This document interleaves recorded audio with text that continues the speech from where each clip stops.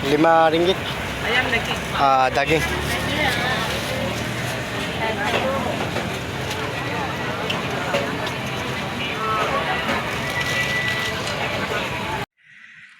তো hey guys, আসসালামু আলাইকুম। আশা করি সবাই ভালো আছেন। আপনাদের স্বাগত জানাচ্ছি আরও একটি নিউ ভিডিওতে।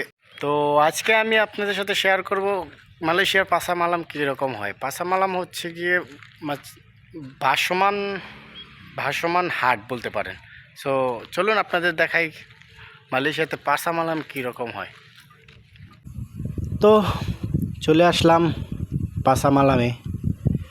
পাসা মালাম হচ্ছে মালাই ভাষাতে হচ্ছে পাসা মালাম, বাংলাতে যদি আপনি কনভার্ট করেন তাহলে এটি হবে পাসার মানে বাজার, আর মালাম মানে হচ্ছে রাত।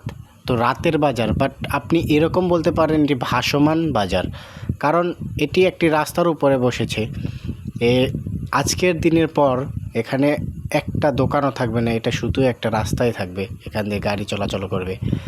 তো এখানে সব কিছুই পাওয়া যায়, কিন্তু এটা একটা চীনাদের পাসা মালাম, তাই এখানে তেমন মানে যেমন মাছ তরকারি আছে না, বাট ওইটা পাওয়া যায় না। এখানে সব কুক করা খাবার পাওয়া যায়, এখান থেকে নিয়ে আপনি সরাসরি খেতে পারবেন। বাট আমরা মুসলিম তো আমরা ওই রকম খেতে পারবো না।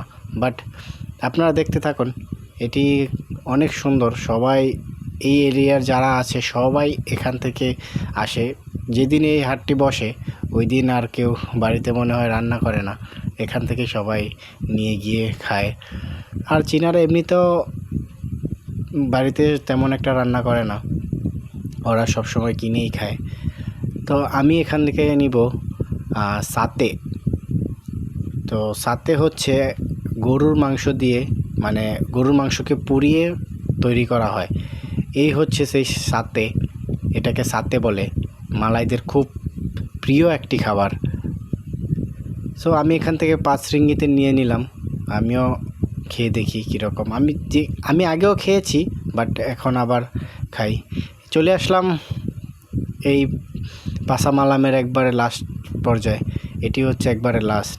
তো এখান থেকে আমি আবার ফিরে যাব। আর এটি হচ্ছে চীনাদের মন্দির, দেখুন মন্দিরটা কত সুন্দর। তো ভিডিওটা আর বড় না করে এখান থেকে বিদায় নিচ্ছি। দেখা হবে পরবর্তী কোনো ভিডিওতে, পরবর্তী কোনো ব্লগে। ততক্ষণের জন্য টাটা, বাই বাই।